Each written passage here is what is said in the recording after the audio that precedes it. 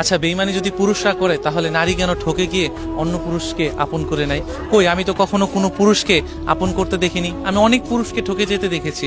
সারা জীবন ওই মানুষগুলার মায়ায় পড়ে সারা জীবন ওই মানুষগুলাকে ভালোবাসতে দেখেছি। সারা জীবন ওই মানুষগুলাকে ভালোবেসে সারা জীবন তার কথা বলতে দেখেছি। তাহলে আমি যদি তোমাকে ঠকিয়ে থাকি তাহলে তুমি কেন অন্য পুরুষকে ভালোবেসে আপন করে নিলে বলো? আমি তো তোমাকে কখনো ভুলতে পারিনি। আমি সারাটাক্ষণ তোমায় নিয়ে ভাবি, আমি সারাটাক্ষণ তোমায় নিয়ে কষ্ট পেতে থাকি, আমি সারাটাক্ষণ তোমার কথা ভাবতে ভাবতে আমার চোখের পানি চলে আসে। তাহলে আমি তোমাকে কোথায় ঠকালাম? আমি যদি তোমাকে ঠকিয়ে থাকি তাহলে তুমি কেন অন্য পুরুষকে ভালোবেসে আপন করে নিলে? এইটা যদি সত্যি হবে তাহলে কেন তুমি অন্য পুরুষকে আপন করে নিলে? একটাবারও তো চিন্তা করতে পারতে যে ওই মানুষটা আমাকে ভালোবাসে, তাহলে আমি ওই মানুষটাকে সারা জীবন ভালোবেসেই যাব। আসলে নারীর মিথ্যা ছলনায় অনেক মানুষই হেরে যায়, এটাই সত্যি কথা।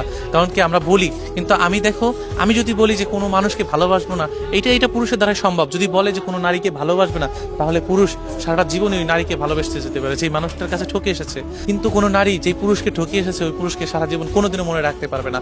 হয়তো কিছু সময়ের জন্য, হয়তো বা ক্ষণিকে ক্ষণিকে কিছুটা সময় মনে করতে পারে, কিন্তু কখনোই ওই নারী ওই পুরুষকে ভালোবাসবে না। এটা আমি বলতে পারি। কারণ কি, যদি এটাই হবে তাহলে নারী ছেড়ে যাওয়ার সময় এমন কেন অপবাদ দেয়? আর ছেড়ে যখন যায় তখন ওই মানুষটাকে কষ্ট দিয়ে কেন চলে যায়? জানে যে ওই মানুষটাকে ছাড়া ভালো থাকতে পারবে না, ওই মানুষটা তার ভালোবাসা ছাড়া এক মুহূর্ত ভালো থাকতে পারবে না। তাহলে কেন নারী ছেড়ে চলে যায়? আর ছেড়ে যাওয়ার পরেও কেন এমন ধরনের অপবাদ দেয় যে আমি তার জন্য ঠিক ছিলাম না, হয়তো সেই মানুষটা অন্য কোনো মানুষের জন্য ঠিক ছিল?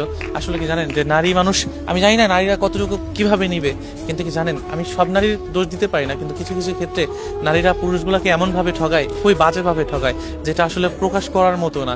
কিন্তু একজন পুরুষ যখন একজন মানুষকে ভালোবাসে বা একটা নারীকে ভালোবাসে, তখন সারাটা জীবন ওই মানুষটাকে ভালোবেসে চায়। এটাই পুরুষের ভালোবাসা। আপনি পুরুষের ভালোবাসা কখনোই কোনো কিছুর সাথে আপনি তুলনা করতে পারবেন না। যদি আপনি তুলনা করেন তাহলে আমি বলবো যে বোকামি। কারণ পুরুষ নিঃস্বার্থভাবে ভালোবাসতে পারে, এটাই পুরুষ। নিঃস্বার্থে ভালোবাসার জন্য পুরুষই সেরা। কারণ নারী যখন ঠকে যায় তখন নানান ধরনের অজুহাত দেয়, কিন্তু যখন একজন পুরুষ ঠকে যায় তখন ওই নারীকে সারাটা জীবন ভালোবেসে যায়। এটাই পুরুষের সবচেয়ে বড় বৈশিষ্ট্য। এমন অনেক পুরুষ আছে যে এখনো বয়স হয়ে 70, 75, 65, কিন্তু এখনো ওই মানুষটাকে ভালোবাসে। আমরা সোশ্যাল মিডিয়াতে এমন অনেক পুরুষ দেখি যে নিঃস্বার্থ ভালোবেসে ওই মায়াবতীর কথাটা এখনো বলে যায়। ওই মায়া, তার মায়ায় পড়ে সারাটা জীবন তার কথা ভাবতে ভাবতে সারাটা জীবন কাটিয়ে দেয়। এমন আমি অনেক মানুষ দেখেছি যে ভালোবাসার মানুষটি প্রতারণা করার কারণে সে বিয়ে পর্যন্ত করেনি। আসলে আমি কিভাবে বোঝাবো বুঝতে পারছি না। কিন্তু কখনো এটা করো না যে আমাকে ভালোবাসার পরে যখন তুমি আমাকে বলবে যে তোমাকে ছাড়া আমি অন্য কাউকে ভালোবাসতে পারবো না, যখন দেখবো তুমি নারী আবার আরেকজনকে ওই সেম ভাবে ভালোবাসতেছো বা সেম ভাবে তাকে কথা বলতেছো যে তোমাকে ছাড়া আমি থাকতে পারবো না, তাহলে আমাকে কেন এমন কথা দিয়েছিলে যে কথায় আজও আমি কষ্ট পাবো, আজও তোমার কথায় আমি সারাটা জীবন কান্না করে বেড়াবো?